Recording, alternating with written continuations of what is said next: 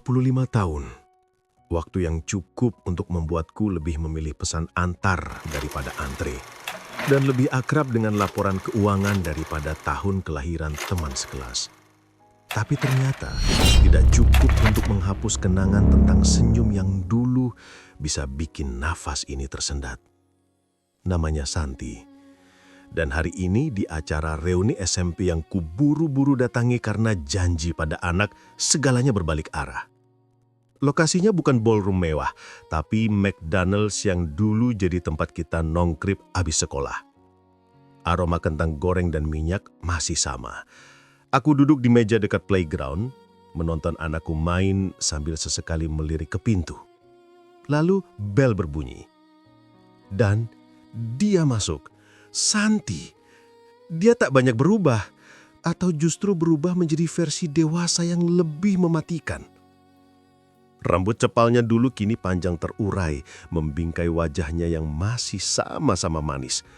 Dia memakai jeans sederhana dan kaos polos, tapi justru itu semakin mengungkap lekuk tuburnya yang semakin dipahat sempurna oleh waktu. Aku, Surya, yang biasa negosiasi dengan klien besar, tiba-tiba merasa telapak tangan ini berkeringat. Matanya scan ruangan, dan seperti punya GPS khusus, pandangannya langsung nempel ke aku. Senyum kecilnya merekah. Dia melambai. Surya yang dulu suka curi-curi beli es krim di sini pakai uang jajan ketengan, katanya sambil mendekat. Suaranya masih segitu, seperti alun-alun lama yang akhirnya diputar lagi. Santi, yang suka minjam penghapus warna-warniku dan gak pernah dibalikin itu, balasku sok santai. Tapi jantung ini berdebar kencang seperti mesin jadul yang berhasil di-starter setelah puluhan tahun nganggur.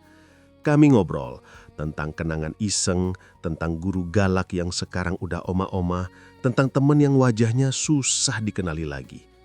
Tapi di balik setiap tawa ada sesuatu yang lain. Ada aliran listrik diam-diam yang nyetrum di antara kami. Setiap kali tangannya nggak sengaja nyenggol tanganku waktu ambil saus sambal, ada percikan hangat yang nakal yang langsung menjalar. Dia cerita tentang suaminya, seorang kepala sekolah yang baik. Aku cerita tentang istriku, seorang apoteker, dan dua bocah kami. Seolah-olah kami lagi pasang pagar pembatas yang aman. Tapi matanya bicara bahasa lain. Matanya bilang dia juga ngerasain hawa yang sama yang lagi aku rasain. Kamu masih ingat kebun rahasia kita di belakang sekolah? Tanyanya tiba-tiba. Suaranya lirih. Kebun itu, spot di belakang pohon jambu tempat kita pertama kali berani pegang tangan. Tempat kita janji mau terus bareng. Janji polos, yang akhirnya hancur karena dia pindah kota. Ingat, jawabku pendek. Suara jadi serak. Kenangan itu kayak siraman air dingin di tengah panasnya McDonald's. Acara bubar, kami tuker nomor WA yang kayaknya biasa, tapi rasanya kayak komplotan rahasia. Pas jalan keluar ngejar anak yang lari ke parkiran, ku angkat muka ke langit. Baru ku sadari, ada gerimis yang mulai membasahi aspal yang terik. Hujan, kayak pertanda. Kayak sesuatu yang lama ditahan, akhirnya turun juga buat membasahi kebun yang udah lama gersang. Pulang dari McDonald's semalam itu, kepalaku penuh dengan Santi. Bukan lagi Santi versi SMP dengan seragam putih abu-abu, tapi Santi versi dewasa yang senyumnya bisa bikin AC di mobil ini terasa tidak ada gunanya. Istriku, Rina, menyambut di depan rumah dengan wajah lelah tapi hangat. Lama banget, Sur. Reuni SMP doang, katanya sambil mengambil tas kerjaku. Iya, ketemu banyak orang jadi keasikan ngobrol, jawabku, cepat sekali. Merasa bersalah? Iya. Tapi di sisi lain ada getaran aneh yang masih terasa hangat di dada, sisa dari pertemuan tadi. Malam itu, saat semua sudah tidur, aku mengambil ponsel. Jempolku bergerak sendiri membuka aplikasi pesan. Kontak baru, Santi. Aku hanya menatapnya. Seperti memegang korek api di dekat tumpukan jerami kering. Cukup satu pesan, satu percikan kecil, dan segalanya bisa terbakar. Keesokan harinya, Ponselku bergetar. "Sur, aku nemuin ini di tas. Penghapus bentuk stroberi punyamu dulu kan? Anakku yang nemuin di lemari lama, jadi pengen ketawa sendiri." Aku terkekeh. Ini dia, jembatan pertama yang dia buat. Alasan yang begitu sederhana tapi punya daya dorong yang kuat. Aku membalasnya. Percakapan ringan itu berlanjut hingga larut. Dari penghapus, ke guru-guru, lalu ke kehidupan kami sekarang. Setiap notifikasi dari namanya membuat adrenalinku melonjak. Persis seperti dulu saat menunggu dia melewati koridor sekolah. Beberapa hari kemudian, kami sepakat ketemu, sekadar kopi, untuk mengembalikan penghapus itu. Alasan yang sangat tidak masuk akal, tapi kami berdua menerimanya begitu saja. Tempatnya, sebuah kafe tenang yang jauh dari pusat keramaian. Dia sudah duduk di sudut ketika aku tiba. Kali ini, dia memakai dress sederhana berwarna biru muda. Potongan bajunya pas di tubuhnya. Tidak ketat, tapi cukup untuk bisa membuatku membayangkan lekuk tubuh yang sekarang tersembunyi di balik kain itu. Dia tersenyum, dan sekali lagi, udara di kafe ini terasa pengap. "Penghapusnya," katanya, menyerahkan sebuah kantong kecil. Tangannya bersentuhan sepersekian detik dengan tanganku. Sentuhan itu terasa seperti sengatan listrik statis yang hangat. "Terima kasih, sudah dijaga selama 25 tahun, candaku, berusaha menenangkan diri. "Ya kan, janji dulu, pinjam barang surya harus dijaga baik-baik," balasnya, mata berbinar. Kami tertawa. Tapi di balik tawa itu, ada ketegangan yang nyata. Mata kami saling mengunci, mencari, memastikan, apakah yang kurasakan ini juga dia rasakan? Apakah kebun lama kami ini masih bisa ditanami lagi? Saat berpisah di parkiran, dia berkata pelan, "Sur, kebun belakang sekolah itu sekarang jadi lapangan basket." Aku menatapnya. "Tapi akarnya masih di sana kan?" Dia hanya tersenyum kecil sebelum masuk ke mobilnya. Aku berdiri di tempat, merasakan hujan rintik yang tiba-tiba turun membasahi kemejaku. Ini gila, ini salah. Tapi kenapa rasanya seperti pupuk yang menyuburkan sesuatu yang sudah lama mati di dalam diriku? Aku pulang dengan perasaan kacau. Di depan rumah, kulihat Rina sedang menyiram tanaman. Dia tersenyum padaku, dan untuk pertama kalinya dalam 10 tahun pernikahan, aku merasa seperti pohon yang salah disiram. Pesan singkat good morning dari Santi sudah menjadi ritual baru yang membuat hari-hariku terasa berbeda. Sebuah kebiasaan berbahaya yang kuanggap tidak berbahaya. Hingga suatu Sabtu sore, pesannya datang dengan nada yang berbeda. "Sur, aku lagi dekat daerah situ, hujan deras banget.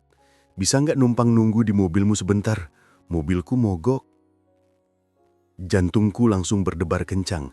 Ini bukan lagi sekadar pesan. Ini adalah undangan yang diselimuti kebetulan.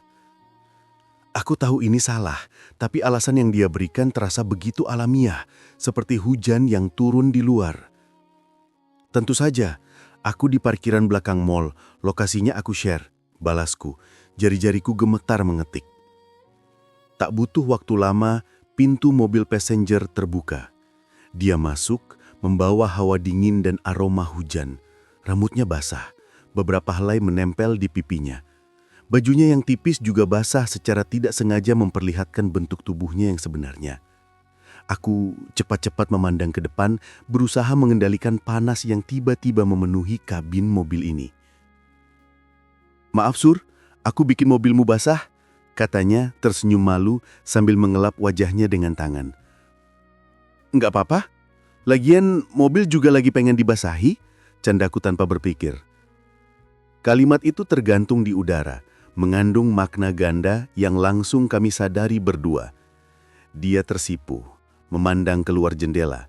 Hujan semakin deras membuat dunia di luar kabin mobil terlihat buram. Kami terjebak dalam sebuah gelembung privasi kami sendiri. Hanya ada suara hujan dan desahan nafas kami. Dulu kita juga suka kehujanan ya, pulang sekolah. Aku bilang dingin, padahal yang ku tahu cuma panasnya tubuhmu yang menempel di punggungku, kataku, berani. Kenangan itu seperti pintu yang terbuka, dan hasrat adalah tamu tak diundang yang masuk tanpa permisi. Dia menatapku, matanya berkaca-kaca, tapi bukan karena sedih. Ada cahaya liar di dalamnya, sesuatu yang sudah lama tertidur. Kamu masih ingat kebun kita, Sur? Masih ingat bagaimana kita menanam bibit pertama di sana? Bisiknya, suaranya serak. Tangannya tanpa kusadari sudah berada di atas tanganku yang menggenggam setir. Sentuhannya seperti bunga api. Setiap hari aku ingat, San. Tanahnya masih subur, masih siap ditanami apa saja. Jawabku menatap matanya yang dalam. Setiap kata adalah metafora, setiap nafas adalah pengakuan. Tiba-tiba dia mendekatkan wajahnya. Aku bisa mencium aroma shamponya, campuran bunga dan hujan. Bibirnya begitu dekat, dunia seolah berhenti. Hanya ada hujan dan dua orang yang sedang berada di ambang jurang. Tapi kemudian, ringtone ponselku berbunyi. Nama Rina berkedip di layar. Seperti disiram air dingin, kami berdua menjauh. Aku mengangkat telepon dengan suara yang masih gemetar. Halo, Say. Iya, lagi di jalan, udan deras, sebentar lagi sampai. Saat aku menutup telepon, suasana sudah berubah. Sihir itu telah pudar. Santi sudah membenarkan duduknya, memandang keluar jendela dengan wajah bersalah. Aku harus pergi, katanya. Tidak menatapku. Iya, hujannya juga sudah mulai reda, jawabku, suaraku datar. Dia keluar dari mobil tanpa mengucapkan sepatah kata pun. Aku duduk sendiri menatap kabut yang dihasilkan oleh napasku di kaca mobil. Aku baru saja menyadari sesuatu yang berbahaya. Kebun lama kami tidak hanya masih subur, tapi di dalamnya sudah mulai tumbuh tanaman liar yang bisa menghancurkan segala sesuatu di sekitarnya. Dan aku tidak yakin apakah aku punya kekuatan untuk mencabutnya sampai akar-akarnya. Setelah insiden di mobil, hidupku terbagi menjadi dua realitas yang berbeda. Di satu sisi, ada duniamu bersama Rina dan anak-anak, sarapan pagi, antar jemput sekolah, obrolan ringan sebelum tidur. Semuanya berjalan normal, tapi bagai lukisan yang sudah pudar warnanya. Di sisi lain, ada duniamu dengan Santi. Dunia pesan singkat yang bergetar di tengah malam, obrolan telepon singkat di sela meeting, dan kenangan panas yang tersimpan rapat di balik layar ponsel. Setiap kali Rina menceritakan rencana liburan keluarga atau masalah tagihan listrik, pikiranku melayang kepada Santi. Setiap kali dia menyentuhku, aku membayangkan sentuhan lain yang lebih berani. Aku mulai menyadari rumput di halaman rumahku sendiri mulai terlihat kering dan tak terurus. Aku terlalu sibuk memandangi kebun hijau imajinasi yang kubangun bersama Santi. Suatu malam, Rina membelikanku sebuah kemeja baru. Cocok banget kan, Sur? Warnanya bagus buat kamu. Katanya wajahnya seberseri penuh harapan. Aku memakainya dan bercermin. Yang kulihat bukan lagi suami yang setia. Yang kulihat adalah seorang penipu yang mengenakan topeng. Kemeja itu terasa seperti kostum yang menyamar. Pesan dari Santi datang malam itu, sebuah foto kebun belakang sekolah yang sekarang jadi lapangan basket dengan caption, "Masih ada satu pohon jambu yang tersisa, masih berbuah." Aku tahu apa artinya. Itu adalah undangan, sebuah ajakan untuk memetik buah terlarang yang sudah lama kami idam-idamkan. Aku membalas, aku ingin mencicipi buahnya seperti dulu. Tapi kali ini balasannya tidak seperti biasa. Dia mengirim suara pesan, suaranya lirih, berat. "Sur, Farid curiga. Dia tadi lihat ponselku. Aku bilang itu cuma teman SMP, tapi Aku takut dan aku juga merasa bersalah pada Rina, pada anakku. Pesan itu seperti tamparan. Selama ini kami berdua larut dalam gelembung romansa berdosa kami, seolah-olah tidak akan ada konsekuensinya. Tapi sekarang dinding gelembung itu retak, realitas mulai merembes masuk. Aku menelponnya, dia menerima dengan tangisan. Aku gak bisa, Sur. Setiap kali ketemu kamu, rasanya seperti menemukan oasis di padang pasir. Tapi pulang ke rumah, aku melihat anakku tidur dan rasanya aku seperti meracuni sumur sendiri. Aku terdiam. Perkataannya menusuk tepat di sasaran. Selama ini aku hanya memikirkan kehausanku sendiri tanpa memikirkan bahwa sumber air yang kuminum bisa jadi beracun bagi orang lain. Aku tidak tahu harus memilih yang mana, atau lebih tepatnya aku ingin memilih keduanya, sebuah hal yang mustahil. Bunga terlarang yang kupetik bersama Santi ternyata bukan buah manis, tapi benih kehancuran, dan benih itu sudah mulai tumbuh di dalam diriku, merusak segala sesuatu yang selama ini kupelihara. Kami mencoba berhenti, benar-benar mencoba. Tapi itu seperti mencoba menahan napas di bawah air. Semakin lama, semakin tubuh ini memberontak, meminta oksigen. Oksigen yang bagi kami adalah satu sama lain. 2 minggu tanpa kabar, terasa seperti siksaan. Aku menjadi mudah marah. Pekerjaanku terbengkalai. Rumah yang dulu terasa nyaman, kini terasa seperti sangkar yang mengungkung. Rina pasti merasakannya. Kamu kenapa akhir-akhir ini, Sur? Banyak banget pikiran? Ada masalah di kantor? Tanyanya suatu malam, matanya penuh kecemasan yang tulus. Biasa saja, Rin. Cuma lagi capek. Jawabku, menghindari pandangannya. Bohong yang kesekian kalinya terasa semakin pahit di lidahku. Sialnya, alam seolah tidak berpihak. Di sebuah acara keluarga besar, keponakanku yang masih SMP tak sengaja membuka album foto lama.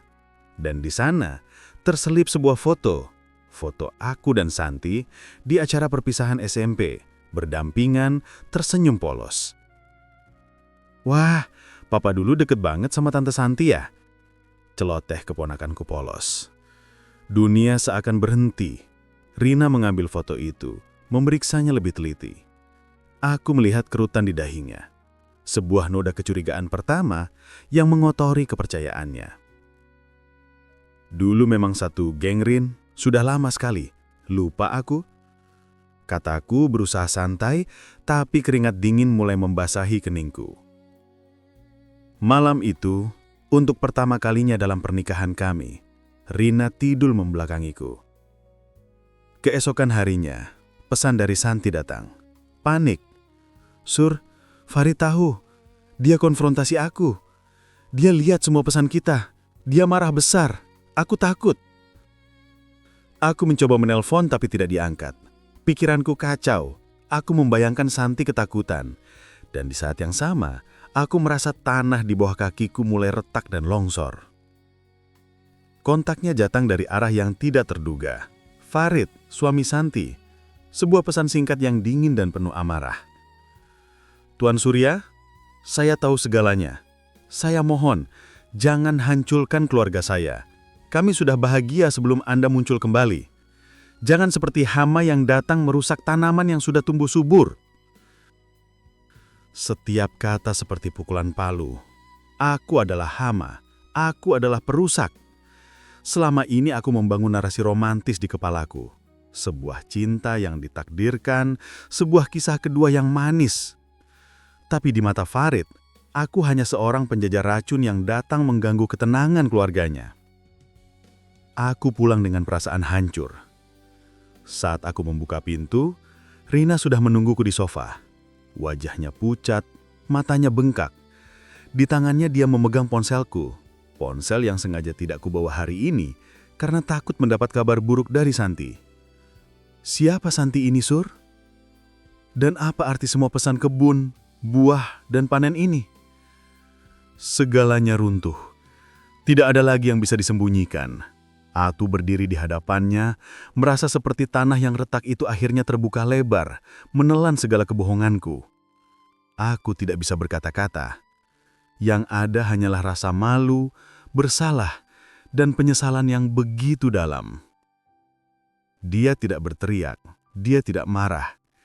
Dia hanya menatapku dengan tatapan hampa, lalu berjalan masuk ke kamar, mengunci pintunya. Suara kunci yang berbunyi itu seperti palu terakhir yang memaku peti mati pernikahan kami. Aku terjatuh di sofa, sendirian, di tengah reruntuhan kehidupan yang kuhancurkan dengan tanganku sendiri. Bunga terlarang yang kupetik ternyata beracun, dan racunnya sudah menyebar, meracuni 2 keluarga yang selama ini hidup damai. Keheningan di rumah itu selama seminggu terakhir lebih menyiksa daripada teriakan amarah manapun. Rina tidak berbicara padaku, kecuali untuk urusan anak-anak. Setiap pandangannya kosong, seperti melihat melalui diriku, menatap sesuatu yang telah hancur di belakangku. Aku seperti hantu yang berkeliaran di rumahnya sendiri. Kebun impianku dengan Santi telah berubah menjadi ladang puing yang membara. Pesan terlahir dari Santi datang 3 hari setelahnya. Singkat dan akhir. Sur, kami akan pindah. Farid mutasi. Ini untuk yang terbaik. Maafkan aku. Dan selamat tinggal. Tidak ada tanda baca yang salah. Hanya kenyataan yang dingin dan final. Aku tidak membalas. Apa gunanya? Bibit yang kami tanam dengan nafsu akhirnya dipanen oleh realitas dengan getir. Hari ini aku berdiri di tempat yang tidak pernah terbayangkan, di depan rumah Santi untuk terakhir kalinya. Aku tidak berencana masuk, hanya ingin melihat dari kejauhan kehidupan yang hampir kurengget. Mobil pick-up pengangkut barang sudah setengah penuh. Farid terlihat sibuk mengatur kardus, wajahnya keras tapi tenang. Lalu Santi keluar, menggandeng tangan anak lelakinya yang masih kecil. Dia memandang sekeliling seolah-olah mencari sesuatu. Lalu matanya menemukanku, berdiri di balik pohon di seberang jalan. Kami saling memandang. Jarak 10 meter itu terasa seperti jurang yang tak bisa diseberangi. Di antara kami bukan hanya jalan aspal, tapi puing-puing 2 keluarga, tangisan yang tertahan dan janji yang dikhianati. Dia tidak melambai, hanya memberikan tatapan panjang, tatapan yang berisi segalanya. Maaf, penyesalan, rasa sakit, dan yang terpenting, sebuah perpisahan yang final. Lalu dia membimbing anaknya masuk ke dalam mobil, tanpa menoleh lagi. Aku melihat mobil mereka menghilang di ujung jalan, membawa serta segala fantasi dan bayangan yang selama ini menghantuiku. Tidak ada lagi yang tersisa. Panen kami adalah kepedihan. Aku pulang ke rumah yang sunyi. Rina sedang duduk di teras, memandangi halaman depan yang mulai ditumbuhi rumput liar karena tidak dirawat. Aku duduk di sampingnya, tidak berani menyentuhnya. Beberapa menit berlalu dalam kesunyian yang dalam. Dia sudah pergi. Kataku, lirih, itu adalah kalimat pertama yang kuucapkan padanya tentang Santi. Rina mengangguk pelan, masih tidak menatapku. Aku tahu, aku tidak akan pernah bisa meminta maaf yang cukup, Rin. Tapi aku mau memperbaiki ini, pelan-pelan, jika kamu mau memberiku kesempatan. Dia akhirnya menoleh padaku. Matanya masih merah, tapi sudah tidak lagi hampa. Ada kelelahan yang sangat dalam, tapi juga sedikit cahaya penerimaan. Bukan kamu yang harus memperbaiki ini, Sur, tapi kita. Dan itu butuh waktu yang sangat lama. Seperti menanam kembali sebuah hutan yang terbakar. Dia menjulurkan tangannya. Aku memegangnya. Tangannya terasa dingin, Tapi itu adalah sentuhan pertama yang terasa jujur dalam waktu yang lama. Kami duduk di sana, di tengah kehancuran yang kami hadapi bersama. Menyadari bahwa cinta yang sejati bukan tentang gairah yang membara, tapi tentang keberanian untuk membangun kembali dari abu. Kebun bersama Santi sudah mati. Tapi mungkin dari tanah yang gersang ini, kami bisa menanam sesuatu yang baru. Sesuatu yang lebih kuat karena sudah melewati badai. Aku memandangi rumput liar di halaman. Besok aku akan mulai menyianginya. Pelan-pelan, seperti cara kami akan memperbaiki pernikahan ini. Terkadang pelajaran terbesar tentang cinta justru datang dari cara kita bertahan setelah kehancuran.